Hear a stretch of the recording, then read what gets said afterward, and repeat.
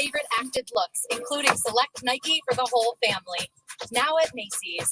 And get contact-free curbside pickup at select locations. Find a location near you at Macy's.com/stores. You guys Indeed are ready knows that for any business, your next step is the most important one. Like hiring someone who can make a real impact. And sorry, you got the Indeed shares. can help you find high-impact hires right? faster It's without live any right long-term now. contracts. And you pay only for what you need, thanks to our super flexible payment options. So why not take that next step with Indeed? Get started with a free $75 credit for your first job post and get in front of more quality candidates. Go to Indeed.com/high impact. That's Indeed.com/high impact. Terms and conditions apply. In uncertain times, you can be certain of this. The Salvation Army is serving those most in need with help and hope. Thanks to your donations, the Salvation Army is helping those affected by COVID-19, those who've lost wages, who have no home to retreat to, who need food, help with utilities, and most of all, hope. To see how you can continue to make a difference, visit GiveWestwood.org. GiveWestwood.org. Life, Love, and the Grind is sponsored by Life, Love, and the Grind Limited, and to the extent applicable, their guests. The views and opinions expressed therein do not necessarily reflect those of News Web Radio Company or its management. Guys, welcome back to another episode of Life, Love, and the Grind. We have some great guests today. As you know, we are always a little hesitant about bringing politicians on because usually they have a very contrived, scripted message. As you know, if you listen, Sean Allen and I'm Raza Siddiqui, again with Sarah Sadat, are always kind of arguing about the benefits of bringing on activists who are actually on the ground, on the streets, fighting for a cause. And we're always going back and forth. I'd rather get more activists rather than politicians. For once, we have someone who's both. We're joined today by Alderman Byron Sigcho Lopez from the 25th Ward. And Alderman, there's a lot going on in Chicago and a lot that we want to talk about because, let's just talk about your week. In the past week, you have been at numerous kind of events showing your solidarity with Black Lives Matter, with other organizations, talking about the importance of being able to protest, being able to get the message out there. There's obviously a lot of anxiety coming in with Operation Legend, the President Trump's bringing in of federal troops in Chicago. What's going on? What's your philosophy with what's happening? Yeah, no, thank you, Raza. And I think very much so appreciate the kind of approach that you have in your show, because it's really at the grassroots level and people on the ground when you really see what's going on, especially now when we find out about these events of federal agents coming to the city, and in a decision that was rushed in the last minute after Mayor Lightfoot herself just a few days before stated very firmly that she was not going to collaborate with Trump or allow federal troops or federal agents, as you said, to come to the city. Now, what I think is important to note, and is really important in this case, is that we gotta understand how we get here, right? And that's important for us because I think the big piece that is missing here is that we are here when obviously with the type of violence that nobody's disregarding, that we have seen on a spike of violence like we've never seen before. Oh, absolutely. I mean, 15 shot outside of a funeral home with 2 Chicago's police squad cars out there. There's an epidemic of violence. So we need to figure out that happy medium, right? Or how do we go about it? Absolutely. So here's what is important to know, how we get here, because of course, to Mayor Lightfoot, this rhetoric of say, well, that Trump is not doing this or Trump is this. Well, let's analyze how we get here. And I think that's what it is important to note, that Mayor Lightfoot is failing in her policies. He's failing as the mayor of the city to make sure that we address the issue of violence. That has been, it has been an issue that's been with us for a long time. But what we're seeing is a situation that is deteriorating very rapidly, and also has been dismissed by the mayor in the past. She has continuously said that that she's doing everything she can, that she's going above and beyond to address the issue. But let's recall, in the last budget meeting, we have already, a number of us have already raised some red flags for Mayor Lightfoot about the issues of violence prevention, the lack of resources for violence prevention programs, the lack of resources for housing and access to health, you name it, mental health. resources. Well, so I'm seeing that you're saying that there's somewhat of a failure to actually implement some of the policies that'll make the city safer. On July 22nd, President Trump said that the federal law enforcement is coming to restore public safety, protect our children, and bring resident or violent perpetrators to justice. Those sound like good goals. Is that not what you expect to happen? Is that something the mayor should look at, or why are we standing somewhat against that? Wouldn't that be a good idea? Yeah. Those sound like ideas that the city should be embracing. Yeah. Now, one of the key parts here is that we're trusting with a racist administration. We're trusting an administration that has breaking every promise, including most recently, President Trump has even gone as far as to say that he's not going to accept the results of the election. I mean, we're talking about an administration that have consistently failed to fulfill their own promises. Now, Mayor Lightfoot, I understand, feels that she has no other choice. But the reason why we get here is because of the lack of action under her administration. We had a federal relief that received $1.3 billion. We have asked Mayor Lightfoot to allocate money for violence prevention programs. We have asked Mayor Lightfoot to address the issue of housing issues that we have, allocating housing relief for the most vulnerable, access to mental health care. We have asked the mayor repeatedly about the consequences of not addressing this in the most vulnerable communities in the city, South Side, West Side. We see the situation in our communities, and what we are hearing, not new, not now, but consistently from Mayor Lightfoot, is more policing. What we've seen in our city right now, these are data, this is hard data, facts. We have the city with the most police officers per capita. Now, when you have 40% of our budget going towards the CPD without any accountability, now we're still waiting for Mayor Lightfoot to take concrete steps towards police accountability.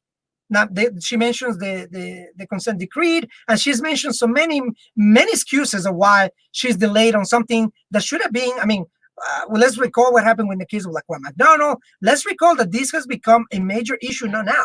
It's been an issue in the city of Chicago for a long time. But the lack of action, the Mayor Lightfoot, and the lack of concrete, bold steps so that we are not in this position where her failed policies now make her feel like there's no other choice. There's no other way to do this. But we see the track record that policing hasn't worked. What we see has worked is actually put resources in our communities. When we put resources in our schools, when we invest in social workers, when we invest in housing relief, violence prevention programs, we see the results. Mayor Lightfoot has gone the other way every single time. Every time Mayor Lightfoot, even the latest popular opinion about making sure that we reallocate resources, that we make sure even we have a conversation about bringing or taking out CPD from our public schools, right? I mean, we see major cities, a lot of municipalities going that route, reallocating resources, rethinking how we can make sure that we bring relief and resources and violence prevention programs to the areas that are most in need. Mayor Lightfoot is moving completely in a different direction. And furthermore, now has trust a president that has very little credibility across the country in one of very complicated, complex issue like violence in the city of Chicago.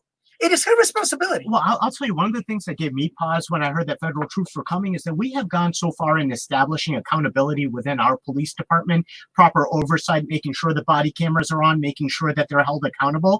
Now you have federal agents, and I don't have a lot to go on, but I've seen what happened in Portland. Absolutely. They're coming in fatigue where you don't know what agency they're in. That's right. So let alone not identifying themselves, but how are you going to hold them accountable? How are you going to see that body cam footage? How are we going to go from an era where we're not going back to John Burge in Holman Square, eliciting confessions, but knowing that these are law enforcement officers who are actually doing what they can to make sure that people are safe? What's that accountability? Have you as a city been able to have that dialogue with the federal government to be able to figure out what exactly the protocols are going to be? Yeah, and you hit the nail on this one, because it's exactly the lack of dialogue. I mean, this kind of agreements, if we're going to get into some agreements like that, they have to be super detailed about how is the DEA gonna intervene, how is the city gonna collaborate, what's gonna go with ICE. We have Homeland Security as one part of the list of agents that are going to come in. we have a number of agencies that are going to come in and quote unquote collaborate without much discussion, without anything in writing. For what I can tell, is what we see is a decision post city council meeting. I mean, we had just a city council meeting where the mayor had an opportunity to perhaps discuss that with us, and unfortunately, he didn't hear anything until a phone call with the president, where she basically said, you know what, we're just going to vote with this agreement. So again, this kind of lack of details and lack of accountability is not only worrying and concerning me, and I'm sure concerning reporters for what happened in Portland, right? Where even the mayor of Portland was a victim of tear gas, right, by the federal agents. So again, when we see what's going on in Portland, while we judge what the track record of this president is, what prompts Mayor Lightfoot to take such a decision without much discussion? But unfortunately, what we're seeing is that's her approach. That's the unilateral decision making that she is becoming too used to. And I'm not the only one who's questioning this. We just recently, over the weekend, a list of at least 50 public officials and dozens of community groups, including the Cook County Public Defender's Office, are questioning this decision, precisely because there has not been any conversation. And what we've seen in Portland should be enough for us to caution us. I mean, this is just days ago that we see this happening in Portland. And all of a sudden, Mayor Lightfoot on her own decides to make this decision without any consultation, without conversations, without any details. So of course, we're going to be concerned. And I'm not the only one. And the 50 officials plus dozens of community groups are asking Mayor Lightfoot to stop this kind of collaboration, because we don't even know at what extent, what kind of collaboration they're having, and the risk and the atrocities that we've seen in Portland is not something that we're going to tolerate here in Chicago. So I'm gonna take this moment to kind of explain. So 9 counties are covered by Life, Love, and the Grind here on WCPT. So there are a lot of people who may not be familiar with the demographics in the area that the 25th ward covers. Let's tell them it's always been kind of like a safe haven, a place where a port almost where the immigrant communities have come in. Currently, it's representative of Pilsen. Also Little Italy. I should let you talk. I mean, you know a little bit more about this ward than I do, so please tell us the connection with the immigrants there. Absolutely. And how your constituents feel about what's going on. Absolutely, and I think you're right. The 25th ward has been the home for a very strong enclave of immigrants. Chinatown is also part of my district. Pilsen, Little Italy, McKinley Park, West Loop, South Loop, and we also have a strong enclave of the Black community too, the Abla Holmes, Barbara Jean Wright courts. So we do have a very diverse and very strong community in the sense of people want to see policies that address the issue of violence, right? I think that what I hear from my constituents is, well, we've seen the lack of accountability in the police department. We see the violence affecting our youth and our most vulnerable. And on top of that, we've seen also what the federal government has done to the immigrant community. The federal government has, right now, as we speak, children in cages, have separated families, in disproportionate rates like we never seen before. So there sounds like a lack of fundamental trust between the two groups. Absolutely. So at the very least, what you expect is like an administration that harass the immigrant community on a daily basis. And then all of a sudden you hear here in the city of Chicago, where we're supposed to be a sanctuary city, where we should have this conversation, with a serious conversation about what's going on and the impact on Black youth, and the impact of immigrant communities.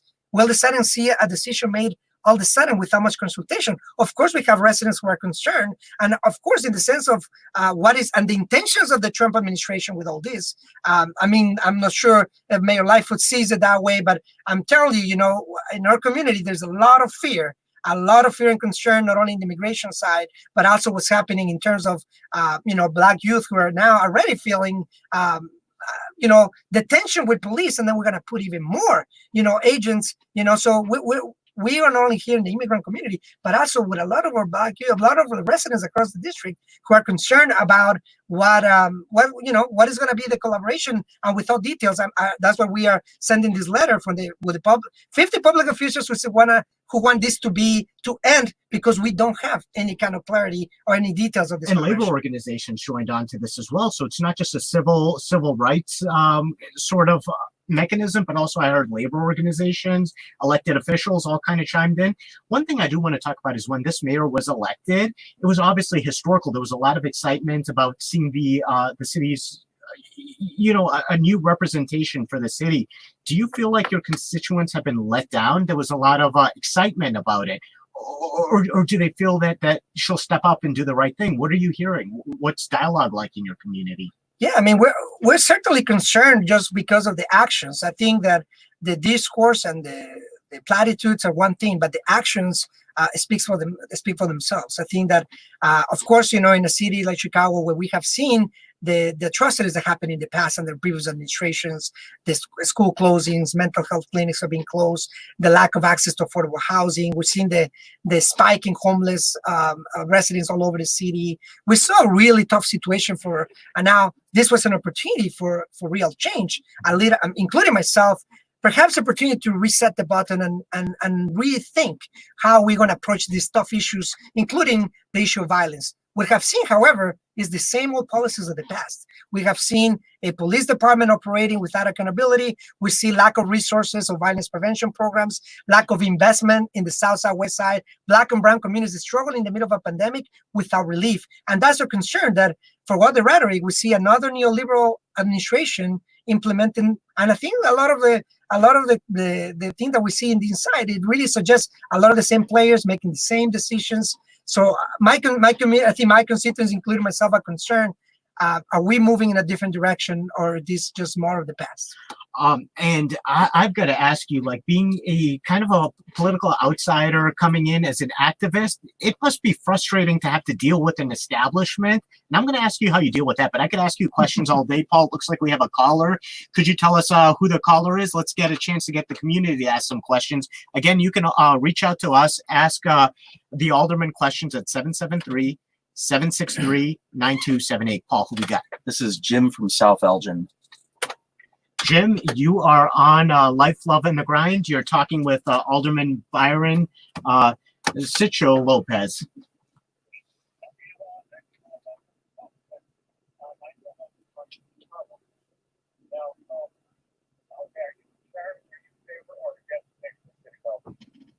I support the center in city politics, yes.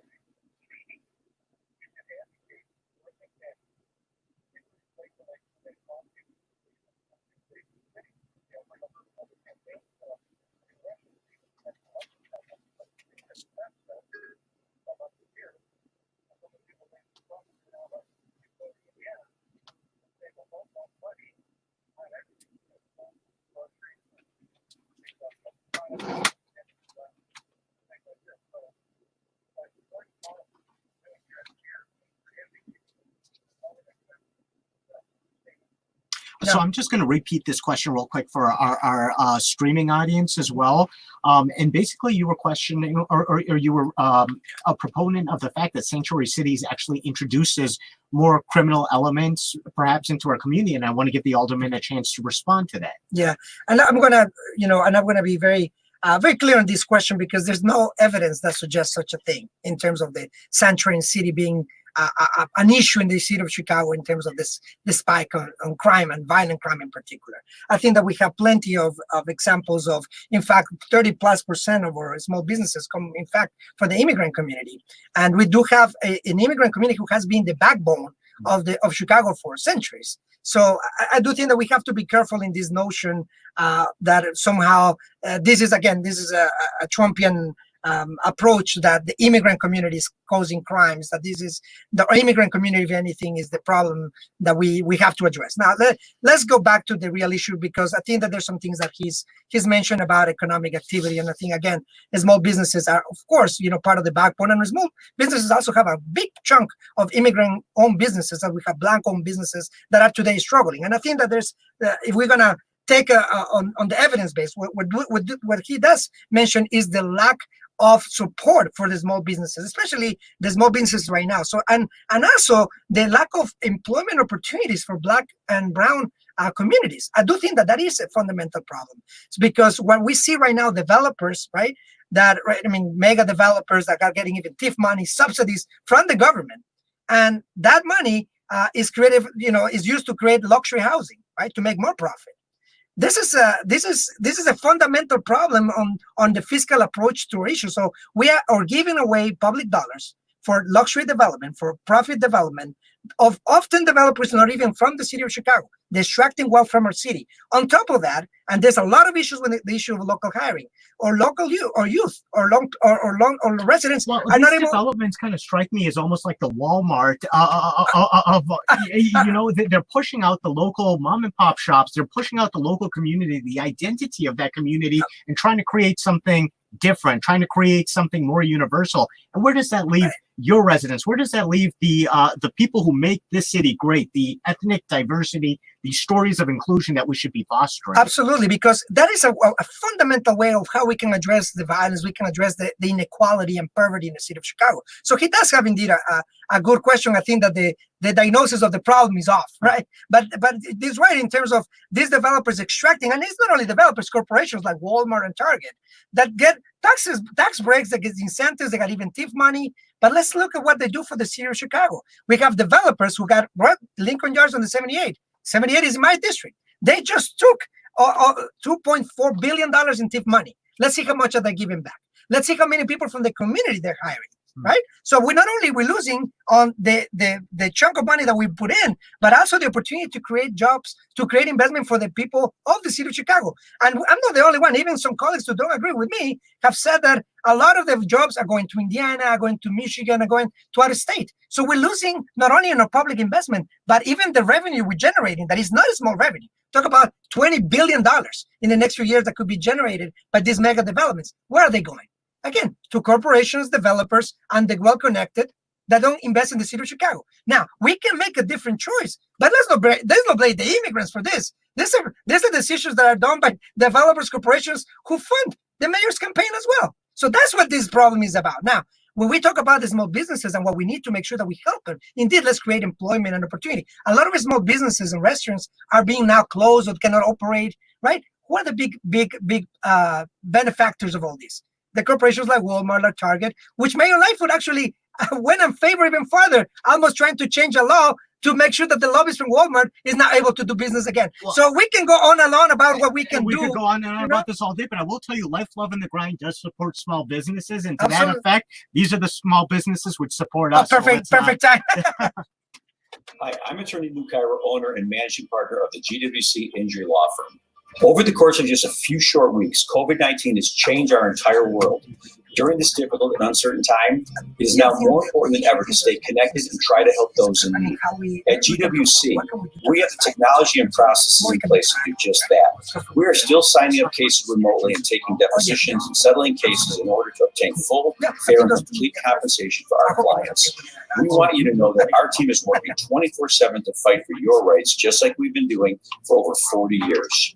We also want to take this opportunity to give a huge shout out to all of our first responders and healthcare workers who selflessly risk their health every day in order to save the lives of complete strangers. You men and women are the true heroes. From our family to yours, thank you, and please be safe. GWC. For your free remote access consultation, call me 24/7 at 312-999-9999.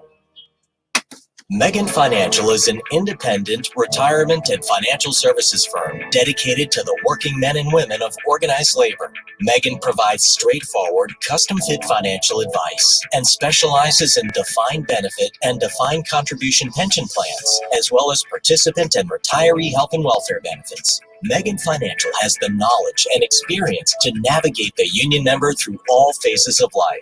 Call 708-444-1090. Securities and advisory services offered through Cetera Advisors LLC, member FINRA, SIPC, a broker-dealer and registered investment advisor. Cetera is under separate ownership from any other named entity. Office location at 5321 South 94th Avenue, Orland Park, Illinois, 60462.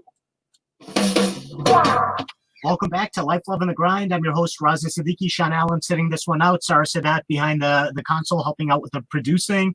We're here with Alderman Byron Lopez from the 25th Ward, and we want to get into, because there's a lot going on. We talked a little about basically the federal agents and some of the concerns that are coming in the community, but we also want to talk about some of the other activities going on in the city.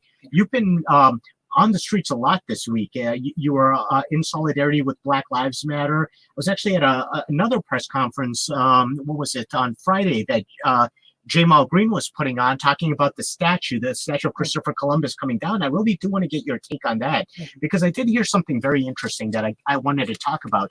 He was having a press conference, and there were a lot of people driving, yelling ignorant comments, but one person of Italian descent came down and said something that kind of made somewhat sense to me. He's like, you can't build a narrative of one ethnic group by tearing down the cultural significance of another. And I was like, well, you know what? When I have the Alderman on, I want to ask him about that. Yeah. Alderman, what do you say? Yeah, that's well, and indeed, this is important that we separate the issues, right? The issues of the statues, and in particular the Columbus statues, right? I think it's very clear. We look at the facts, right? That the statue does represent colonization and genocide, and a lot of the people in the community, of course, are challenging the history, because we are talking about changing that history and making sure that we have a structural change. Now, I do think that and I do represent the Little Italy community as well, at least a part of it. And I had, a good conversation. And in fact, many of the constituents that I have reached out to have a dialogue about this. And indeed, I think that there's an understanding that we need to make sure that we don't make this about an issue of ethnic change or ethnic disputes per se, right? We don't want to pit one community against the other, but what it seems to me is that's the perception that sometimes comes out, that you're doing this, and it's funny because I'll sometimes hear people say you're taking down Italian descent, and I'm like, well, I think he actually did this in terms of Spanish colonization, but at the same time, this is part of history. You can't dispute the fact that this is something that should be discussed. And sometimes I believe, when you tear down some of these statues, you lose an opportunity to discuss. Absolutely. Right? And that's the thing, that's what we cannot lose now. And unfortunately, first, let me thank the young people, especially those activists. That's what I commend the group of Black Lives Matter, the young people who have been out there courageously to make sure that there's a clear discussion around this. I have certainly heard from our constituents. I'm heard from also the communities that I represent. And I think what I hear very clear is that the dispute is around the history that we need to change and overcome that structural racism that is we're now, right now, as we speak, facing and need to challenge. Now, when I talk to, and I think that we have heard from many people in the Little Italy community who understand, okay, and of course, there's more dialogue that needs to happen so that more people can understand that. I was just recently with a constituency, so well, this represents, some of my childhood memories. This represents some of the things that, where I grew up, right? And I said, well, yes, let's talk about this issue. And I used to be a teacher, so I like to discuss this in detail and say, well, but listen, what if I tell you that this is what represents for other people, right? And I said, well, I understand that, but what can we do? And then we are in the conversation that what can we do? So I think that we need to acknowledge that and hear that. Unfortunately, that's the thing. My issue sometimes with administration is that we're not hearing, we're not dialing, we're not having this conversation, and we're pitching people against each other. So when we talk and we had the conversation, say, you know what? Yes, I think maybe we should place these statues in a museum so that we can this can be about education and learning about the facts. I didn't know about that. And now we're going to have a conversation with one of the Little Italy, community groups in the next month so that we can talk about how can we honor your heritage in a way that represents our values as a city, all of our values, but not dismissing each other. So many times, I think part of the problem is we're all waiting for our turn to speak, and we're never really taking that opportunity to listen to what the other side says. Part of the problem. Some of the other problem is sometimes we don't have that opportunity to dialogue with people who have different views. So this is why I'm so grateful that you've been able to come and kind of talk to us about and I do want to talk about other things, and I do want to introduce our other guest who we have, Andrew Holmes here. If you watch local news, you recognize him as somebody who kind of comes in and talks about the epidemic of Chicago gun violence. And Andrew, here's what's interesting. Yourself, the Alderman, you're both activists, but also publicly elected officials. And it kind of, within my union, I have always been an activist. I've always been out on the outside of the establishment, someone who's wanted changes. And then I see when I get into that position, it can sometimes be frustrating because you've got goals, you've got missions, but you've got to work within this establishment. Alderman, I'm going to ask you about that. But Andrew, I want to ask you about that as well. When you see that there's a problem that needs to be addressed, namely Chicago gun violence, of which you've been an activist for, how do you go about projecting that message? How do you go about getting the trust of the community and making sure you can deliver and bring home a message that this has got to end? Well, first and foremost, it's hard because you have to have the family working together too. And I always said this, charge it to my head, not my heart. Fathers, go back. I don't care if you have a little boy or a little girl and you separate. Go back and be that voice because your voice is just as strong as mine. Mothers, the same thing. If you separated from your teenage kids, go back. Go back. Save that soul because you can be the one to keep them from picking up that gun. They need love. They need attention. And a lot of the attention and love look like they're getting it from the street. They love their gun more than they love their home. And that has to stop. Because, see, they don't understand when that mother's inside that medical examiner's office to identify her loved one and the shock that is on the face of that individual that's laying there is deep. They don't want to be in those shoes because that person's laying there without a heartbeat. And you discharge that weapon and your heart is still beating. It's tough.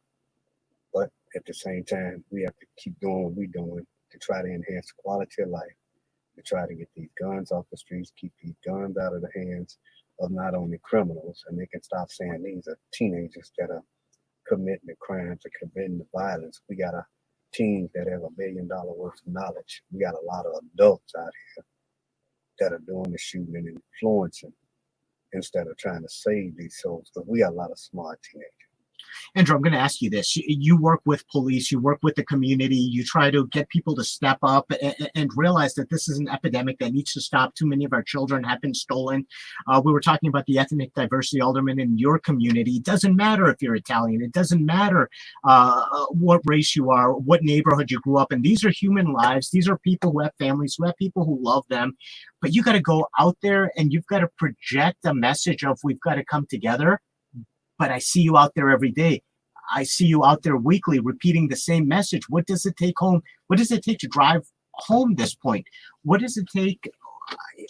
Let's talk about a few days ago, maybe a week ago, when 15 people were shot outside of a funeral home, going there to tribute someone who was fallen before, and then 15 people are shot. And then you come out there and you deliver the same message that we've all heard you deliver many times before. How do you change the hearts and minds of people? How do you get that dialogue? How do you get people to come together instead of taking the easy way and letting a gun solve their problems? Well, first, when you come out, you got to come out with a real stiff message for them. You got to pull them to the side, look them in their eye, and talk to them. Just like so many of them say, hey, here's an EMT course that can change the rest of your life, and you can save somebody. Take this EMT course, graduate, go into the private ambulance service. When you graduate, take the advanced course for the Chicago Fire Department and move on from there. Here's an opportunity for you. Then there's an inspector course that they can take. I try to give them some options right here. Here's a job field. Go into this job field. Streets ain't got no job. Opportunities, recidivism, fighting recidivism. Always hard for me to say that word, but combating that and finding a better solution. Alderman, we were talking about what doesn't work. What does work? How can the two of you collaborate? How have the two of you collaborated? How do we get a better future given where we're coming from? How do we work together? Absolutely, and I think what Andrew mentions is what we see that in us, in our community, in every community. I think that family separation is a terrible thing, and I think that I agree. I think that's a thing that we need to understand and really comprehend the trauma, right, of gun violence, the trauma that creates within our communities, within our families, right? And I think when we start getting at that, we need to get to the root of the cause of this, right? I think the issue of policing is a reaction to the problem. So continuing to react into the problem, and that's what I take an issue with, is not going to get us to a better place. So the prevention aspect of things and making sure that we prevent like families to be separated and preventing families to live in poverty is the thing at the core of this. If we can create employment opportunities for our community, that's what I'm extremely disappointed that the city of Chicago continues to allow developers to operate as they please and corporations. And because then we don't get a fair share. We don't get access to these jobs that are critical to be sustainable. How do we support our small businesses? Not too long ago, I was talking to a small business owner in a community, in my community, and was saying how inspectors were coming and in the middle of a pandemic trying to make this so difficult for small businesses and almost threatening to fine $5,000 fines, when they're trying to collaborate and say, well, how can we continue existing, right?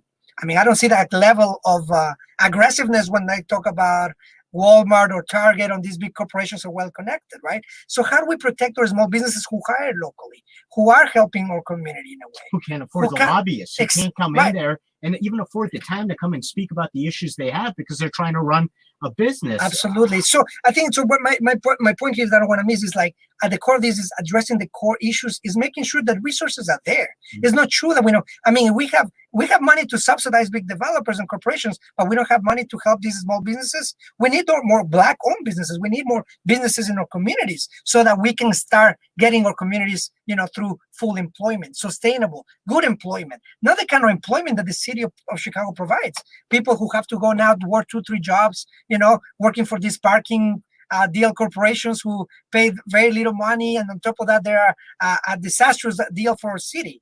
So these kind of jobs are predatory jobs that we're creating for our community. What we want is good paying, sustainable jobs that exist in the trades, in the businesses, in our small businesses. We can create them, but I think that the ground is tilted here. And I think that corporations, developers have way too much access, way too many advantages with respect to the average person in the city, the small businesses, the people in the city who need that help. And the resources are there. We just need to make sure that they get to the place where it's needed the most. The lack of action and the lack of response to that is what it creates. I mean, our schools are starving of music programs, arts programs, things that keep our kids engaged, right? So they have defunding our schools, close them, and now we are defunding also, or making it even harder for small businesses or people who are actually helping their communities to continue to exist. In that kind of economy, I tell you, the result is very clear, and we're not going to police our way out of this. We're going only to solve this when we get to the core of the problem. And when I don't see an administration committed to that, I take an issue with that, because, like we're discussing here, there are families on the line. There's safety of our communities in the line, and we're going to fight until we have real structural change that I know is possible, because we see what is happening now and what is the possibility. And I think that we can do a much better job. Andrew, I'm going to ask you about that. So he was talking about the alderman was talking about the predatorial nature of some of these businesses versus like maybe the symbiotic nature of having a local business that brings in these opportunities, that provides these opportunities to these people that you're trying to save. How do you help foster that? How do you help people realize that maybe this is the way you go? Tell me about your daily routine in a city that has an epidemic of gun violence. We're dealing with 2 epidemics. We hear it all the time. What's your solution to get out there and combat the one that we hopefully have some control over? Well, we got to get these big businesses involved. I mean, instead of just coming in, breaking in the money and going out, help the small business. Business help business. That's just about it. Then when business help business, what we need to do is when they hire a teenager or hire someone and that's your employee, you should take on a responsibility. If that employee wants to go to school or wants to go to a trade school, invest in paying for his trade or her trade school if they so desire want to go.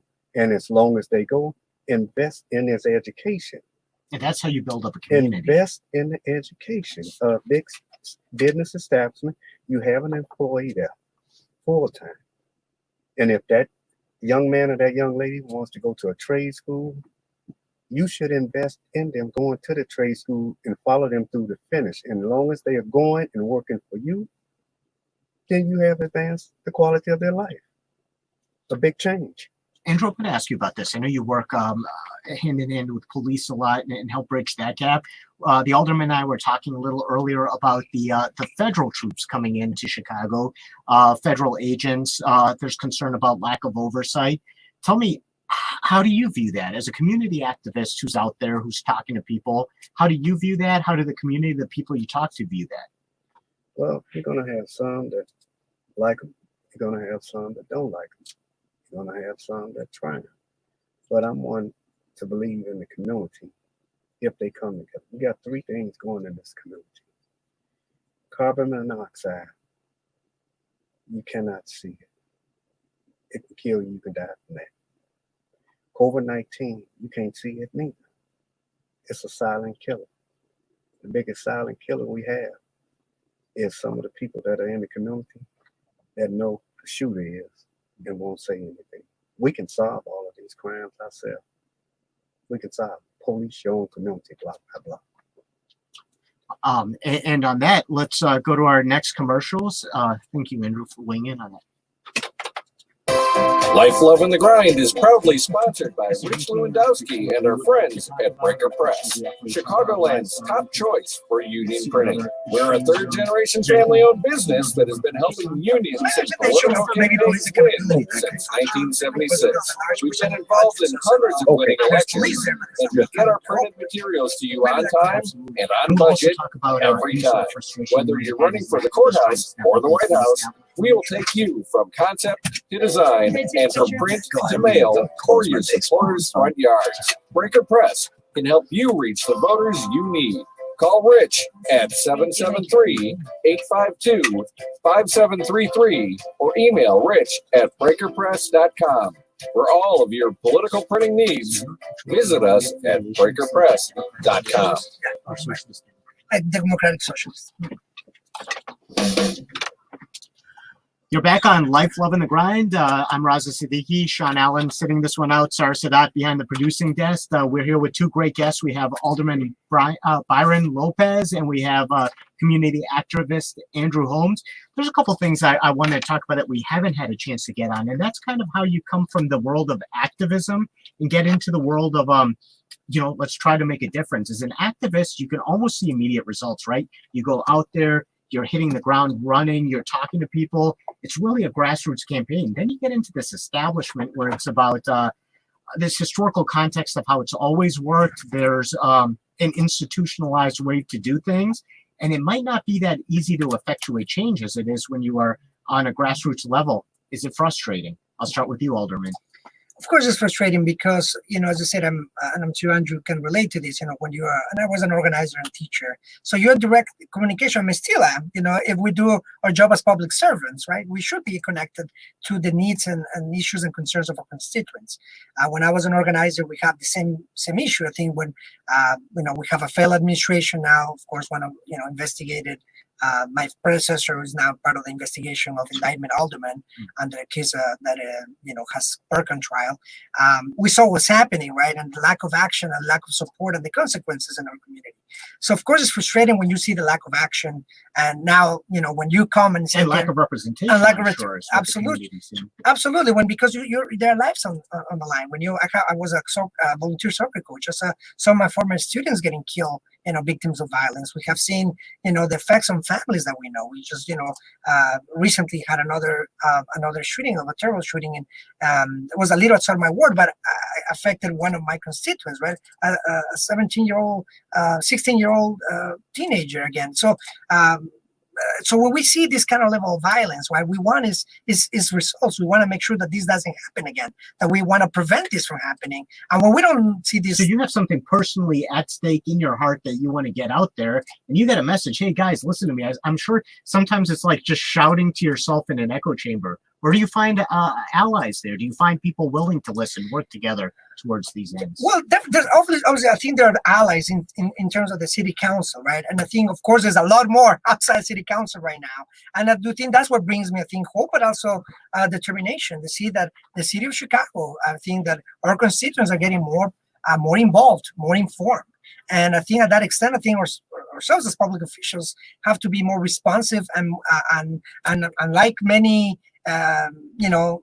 other officials who may not have that approach or the grassroots, perhaps they need to start adjusting to making sure that they're directly responding to the needs on the ground, which right now they don't see. I think a lot of the concerns and frustration on the ground and by community groups and people in Chicago is the lack of response, the lack of action, the lack of results on the city council, like police accountability being one of them, is being repeated time after time. We have a bill, the civilian oversight of the police bill, the CPAC ordinance that we have been trying to introduce, and we still have a difficult time. I mean, we've seen the many cases of police brutality. Rakia Boyd, we see Laquan McDonald, George Floyd, when does it end? And I think the issue here is when we have 40% of our budget, right, that goes towards the police department in this case, we should also be expecting checks and balances. There's no favor that we're getting into that. We demand checks and balances. So again, at the extent that people in the city council and the mayor understand that, I do think that we will be able to make better choices. I think at the extent that we listen to what's happening on the ground, we avoid people suffering. We prevent violence. The lack of, and again, going back to the statutes, creates, more suffering, more violence, because, when the administration is tone deaf or what's happening on the ground, or they're misunderstanding, or quite frankly, disconnected, or don't have the experience to address this. We have bad decisions to affect all of us. Every single city, every single block of our city gets affected by this. So again, our job is to make sure that we make good choices in terms of policy. We pass good ordinances to get to the core of the problem. When we don't do that, we continue to see a city that has failed the vast majority of Chicagoans at the expense of them to benefit the super rich, the billionaires, and the well-connected. I was at a rally where I heard one speaker refer to you as my friend, the Alderman, and she said, I never thought I'd be calling an Alderman my friend because they're not so approachable. I almost wonder how you can be an Alderman and not be approachable to your community. So, Andrew, I'm going to ask you this. You're on the streets, you're on the ground, you're meeting with the community, you've really got your pulse on it. How easy is it to access the lawmakers, the elected officials, the people who can actually maybe effectuate some of this change? Do you find that they're responsive? Do you find that it's a challenge to get in touch with them? What's it like from your perspective as a community activist? Well, some is a challenge, but the only heartbreak that I have about that is when they do give out these grants, to organizations. You're giving them out to the same organization. There's some, I've looked like mom and pop stores that are not getting the advantage. You have some people that stay on the blocks, that have some organization, that knows the streets, knows the schools. They need that same opportunity too to get those grants for their 501c and organization. And I believe they can work their neighborhood, they can work their communities, and they have so many ideas that are being missed. And some of our legislators need to sit down with them and listen to them, because see, they have a lot of knowledge that can help and that can break this cycle. I'm not the only voice out there. We got a lot of men and women out there who voices are stronger than mine. And if they just take the chance to listen to them, listen to their opportunities, listen to what they're providing, and help them, give them the same opportunities that you've been giving the grants and everything to other organizations for the last 10 years. Alderman, you came from out of the box, right? You were an outsider. You found your voice, a way to represent your community and come in. How do you give a voice to these organizations that Andrew's talking about to step up and really be able to realize their potential for themselves and the community that they are directly involved in and touch every day? How do these opportunities get created? I think fundamentally it has to be with your own connections to the community, right? Making sure that we have a relationship, that we understand what's going on, who is out there, like Andrew mentioned, who is out there helping the community, who are the small businesses who need support, who are the organizations that are doing violence prevention programs. We do have it, for instance, in my ward, that are working, we work with social workers in the schools who know some of the young kids. We want to do this work. Unfortunately, the problem, as I said, is that who gets the support and who doesn't. So when we politicize these issues, when this becomes about who do you know and what, rather than what we need to do to address these issues, I think that we're replicating some of the issues of the past. This kind of pay-to-play politics that had little to do with helping people, but more with helping my friends and those who I want to favor, right? So again, that's what I think the different approach, and I think that some of my colleagues, and I got to say, there are people in the council who have had taken a different approach to government, when we are accessible, when we actually are in our offices working every day, listening, taking calls. I taking calls, and those are the hardest calls that I take. When I had to take a call of a mother who lost a child to gun violence, and I had to take, not to be a performative action to say, okay, well, let me see what I can go say to the press. No, let's look at the core of the problem. Let's see how this should have never happened, and it's the biggest tragedy to get some of these calls. And I've taken too many of those already in my first year. So for us, yes, it is important because it's the people that we know. These are our neighbors, the people that work with us, that we see in our community.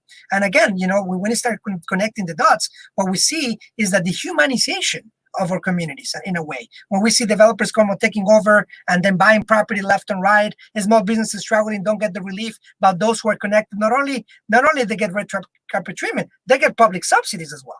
So this kind of corruption hasn't stopped. And I think that what we need to do is to make sure that we bring real relief, especially during a pandemic, relief for those small businesses, relief for these organizations who are doing the work. So for us is being out there with the people, being out there because those are the people that we're serving. This role of public servants, unfortunately, has not been executed the way that it should be. And it's a fundamental. Local politics are very important. Local politics where a lot of things happen. And I think our community needs to be more involved. If we want to make sure that we bring those resources to prevent violence and get more informed, I think when people start participating and seeing the structural issues that we have, it's very obvious that we are not getting the resources that we need, but being blamed for it. Being blamed for all these communities, so and so.